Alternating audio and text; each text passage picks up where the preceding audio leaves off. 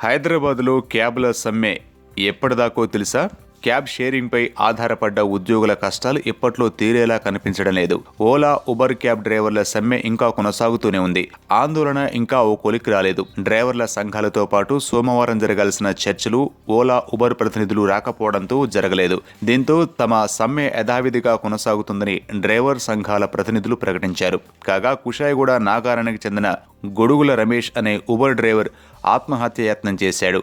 వాయిదాలు కట్టలేకపోతే కారును తీసుకెళ్తామని ఫైనాన్స్ సంస్థ సభ్యులు హెచ్చరించడంతో మనస్తాపానికి గురయ్యాడు. సోమవారం పంజాగుట్ట ఫ్లైఓవర్పై కారు నిలిపి ఒంటిపై పెట్రోల్ పోసుకుని నిప్పంటించుకునే యత్నం చేశాడు. దీన్ని గమనించిన వాహనదారులు పోలీసులకు సమాచారం అందించడంతో రమేష్ను అదుపులోకి తీసుకుని స్టేషన్కు తీసుకెళ్లారు.